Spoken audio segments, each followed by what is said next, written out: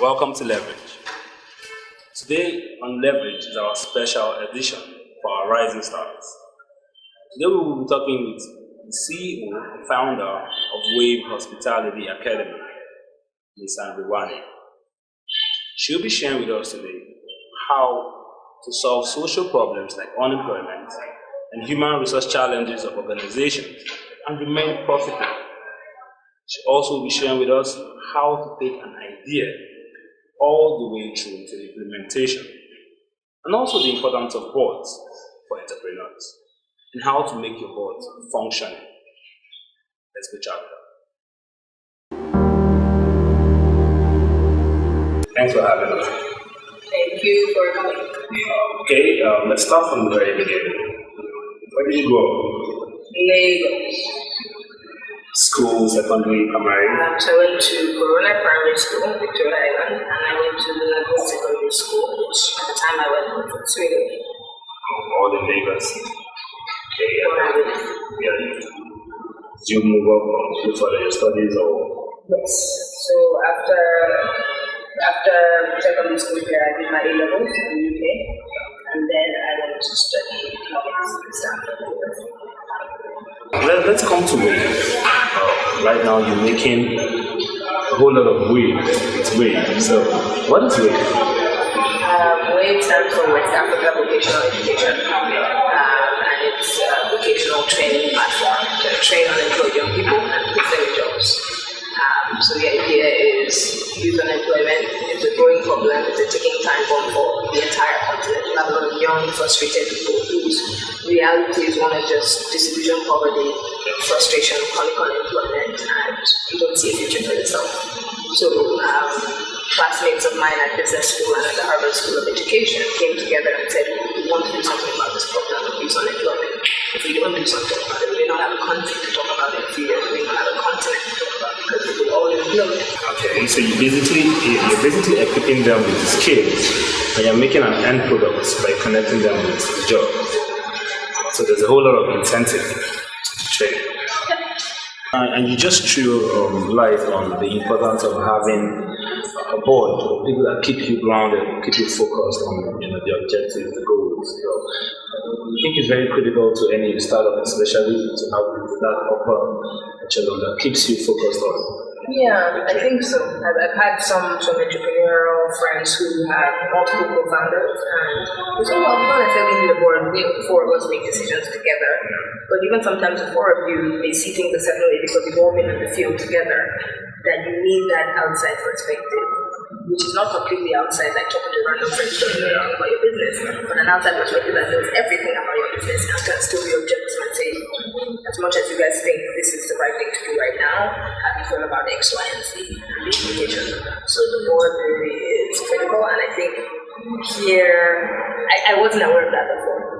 We now have some funding that has come with some board members that have been super helpful. So the Draper Richards Capital Foundation, which was our first big seed funding after the Harvard Business School competition that we won the runner-up prize for, they have a board member that's assigned to us, and he's just been helpful in terms of just teaching us what does it mean to recruit a board, what does it mean to recruit a working board, because I think here in Nigeria a lot of organizations have advisory boards that have big names, and they open doors in terms of the names, but are they working boards that come to meetings every month and actually have committees and have committed to the running of the organization? Yeah. So I remember one of the things he said about the board was, one, whenever you leave a board meeting as a CEO, you should have done work for your board members.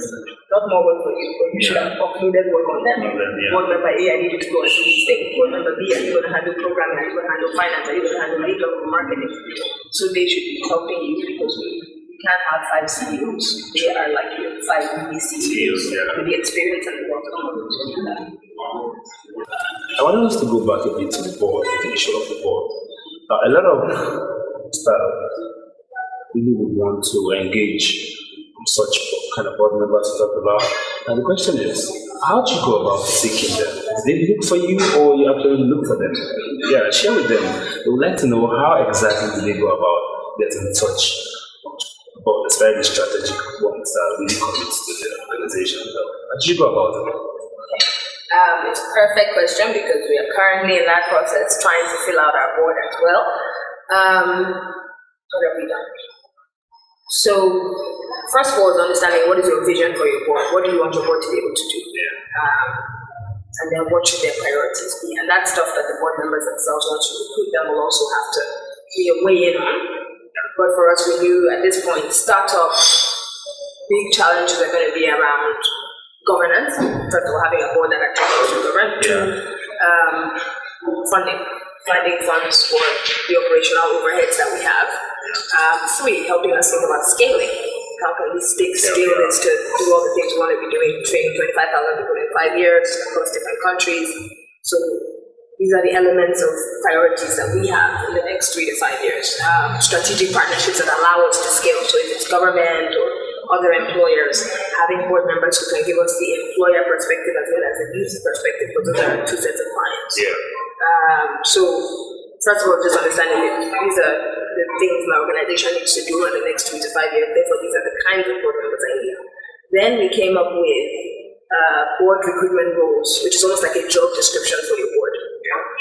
So it's saying, we're looking for someone who has experience in venture capital or private equity because they know how to scale many different companies across different industries. This is what the commitment would be in terms of hours. Is there a monetary commitment that each person has to make? These are the roles and responsibilities of that member. So when you come up with your job description for your board member, it's then to figure out, okay, what profiles would fit that. And then it's being tactical about shortlisting. So the one board member I told you about, who I said had been phenomenal, one of the things he said to me early on that made me eliminate all the people I had in mind was that for your board member, his top 2 priorities, his or her top 2 priorities, we would assume would be somewhere between family and work. So beyond those 2 things, in the remaining 5 top 5 priorities, you and the organization need to feature in that list. So if it's family, work, church, then something else, then wait, it has to be there. So before you ask someone, think about what are the other commitments, how many other boards are they on? Are they in the earlier stage of life or later stage of life? Where would you fit in their scheme of priorities? So you want to be in the top 3 to 5 priorities that person has. So it's very tough to find people who have the time to do that, especially in this market where everyone has a full-time job, 2 side hustles, and all that. So it's finding someone who will make the time for you, and usually it helps if that person has a direct interest in that. So, for example, has that person been an unemployed youth before and has seen the challenges firsthand of breaking into the job market? Has that person been an employer before and has seen the challenges of breaking, finding good talent, and therefore they're 100% committed to this because this is a big headache for them on a daily basis? Or has that person seen many entrepreneurs fail when they try to scale and therefore feel very connected to your vision of trying to scale your organization and supporting you? But they're like mentors to you. Sure. So they have to feel directly connected for them to give them the time of day. Now, how does an imagined entrepreneur, someone that wants to start something, take an idea through the brainstorming stage all the way down to implementation? Let's use Wave as a case study now. The idea was started while you were at Harvard. How did you take it from an idea all through process to implementation? How does anybody take a single idea when they now take implementation? How does it go through those phases using Wave now as a case study? I need to do this. So, yes, there's the idea. I think one thing I read, I can't remember where it was, I read it, I can't attribute it to whoever, but it was like advice to entrepreneurs. Don't ask the question of, can we build this product? Ask the question of, should we build this product? Like, why do we need to do this? Should we? But I think a lot of times you're too focused on, oh, we'd like to build this app or this amazing product that does this or this service that does this. And you spend your entire business plan talking about how you can do it. But But you have to start with should we do? Is there a market? Is there a need? So what's the need that you're addressing? And then should you build a product that fits the need? Once you figure that out, you have an idea of what we want to do, then you need to come up with a business model. And luckily in business school, we spend time trying to figure out what's the business model. So before we had never written a business model before. People like, oh, they're consultant, you've never written a business model. I thought you write a business model for your and for some reason I've been looking at the right to write a business plan. So we started thinking what should be in a business plan. And we were told in class, business plan should just basically be summarizing a business model. What are the elements of your business model? First of all, what is your customer value proposition? Which is that question of should this be built? Is there a need? What is the need you're solving? What is the problem you're solving? What is the job to be done that you're helping to cater? So your customer value proposition in the case of Wave, unemployed person needs a job on the one side, employer needs to find on the other side. So our customer value proposition is we help you find the best people and we help you find the best jobs. We train you, give you the skills, etc. So that's your value proposition. In doing that, you have to understand what are the attributes that your customer is looking for. Is it price? Is it convenience? Is it access? Is it quality? Speed? Yeah. So that's part of your value proposition. Then you come up with your operational model. Like, how are you actually going to build this product? So in our case, how are we going to build this? We're going to have a curriculum. We're going to screen first to find the best people. Then we're going to train them. Then we're going to have a job placement office that places them in jobs. Then we're going to continue supporting them on the job because it's very challenging. So that's our production line. So you come up with your technology that's required for that, your operations and whatever management that's required for that. The third element is how are you going to go to market? You have this great product, but how do you get it out to people? I see a lot of, in fact, I had a meeting this morning, which was a great product, it should be in every school, every student. Challenge is how it's going to get to market. So understanding what are your channels, how are you going to price it, where are you going to sell it, are you going to be on shelves, how are you going to distribute it and get it to market? Are you going to, in our case, it would be, are we going to work with governments that have these unemployment databases and just go and screen their people and take the people we want from that and train? Or are we going to go and market ourselves on the radio and the newspaper? Are we going to partner with other youth focused NGOs and get their young people? So what's your marketing channel? On the employer side for us, it was thinking I'm going to start with the biggest employers, sell it to them, and then once they buy it, everyone's convinced this works, and then trickles down to small and medium guys. Or do we start with small and medium guys, learn and refine the model, prove that it works, and then work our way to the bigger employers? So that's your go-to-market strategy. And then the fourth part of your business model is how you going to pay for it. What's the financial model? Who will pay? What will they pay? Why will they pay? So yeah, the financial model. So for us, it was, we know that an unemployed person cannot afford a certain amount of money. How do we finance them so that they can afford it? The fact is, if we can get them a job, then we know that we can get them a certain salary and they can use that to pay us. It means that working capital is tied up for 2 to 3 months, but can we live with that yet? Are we adding value to employers, and are they willing and able to pay as well? So that's our double-sided financial model. Interesting. So those are 4 elements of business model, and then for your business plan, you need to know that. That's very helpful for a whole lot of people wondering, how do I take this? How do I take this idea? How do I make a business plan outside? And one other thing, sorry, you can say. Yeah. Something I learned in business that I probably never have learned anywhere else was the idea of a minimum viable product. A lot of times you meet an entrepreneur who says, give me X million so I can go and build this product and sell it to the market. And I said, okay, one, I don't have X million. 2, even if I did, I wouldn't give it to you because you haven't proven to me at the minimum viable stage that this product can work, yeah. That people are willing to pay for it, yeah. And that you can get it to market. Yeah. So can you find what is the minimum viable product that will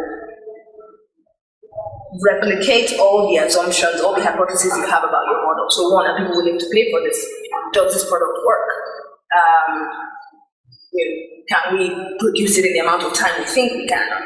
Let's do a minimum viable product and test all these assumptions. So for us, for Wave, it was, we came to Nigeria during spring break. It was 1 week. And we had 3 to 5 one-day sessions. And by one day, I mean like 4-hour trainings. So we wanted to prove that a 4-hour training could make a difference, could take someone from A to B. That employers would look at the curriculum of that 4-hour training and say, oh, actually, this is like, we like this. We would hire someone who has been through this, or we would pay you to come and train our people for this. Can you make it a bigger curriculum? Yeah. So from 4 hours, can you take it to 150 hours and actually make a class out of it? So all we did was literally come around, run 4-hour sessions for people, and ask people when they're coming for the sessions, would you be willing to pay for this if we turned it into a school? If we were admitting you in July, would you be willing to pay for this? And how much would you be willing to pay? The way we didn't ask a question, because anybody can say, oh, I'm willing to pay now, it's way for now. What we said was, we put the brochure, we said this is the way for Study Academy, we're opening in July. These are the packages we have. One is 10,000 naira for this number of hours, one is 15,000 for this number of hours, one is 20,000 for this number of hours. Tell us which one you want to sign up for. And then we had a sense that said 50% of our sample size was willing to pay for the 10,000 naira package. And that was how we tested that hypothesis with the minimum viable product. Another way we tested on the employer side was saying, this is our curriculum, we want to come and train your people. This is our price point. Are you willing to sign a letter of intent that says we want you to come and train? At this point, we didn't have a single staff, we didn't have any curriculum developed. We just had one class, curriculum of one class, and that was what we used to test that. We used $2,000, $1,000, that was to pay for my ticket from Boston, and the other $1,000 was to print and get a venue and individual trainings. And we tested our model on $2,000. So they really should test before at the smallest level. Yeah, before they can invest in building the whole product. Thanks a whole lot for doing this. Thank you for having me. Welcome. You heard her. She has shared with us how to practically take an idea, build it all the way down to implementation. She also shared with us how we can bring out the usefulness, the impact of our board. For the entrepreneurs out there, if you don't have a board, you might want to start thinking of getting one and get them committed to your organization. Get out there and make it happen.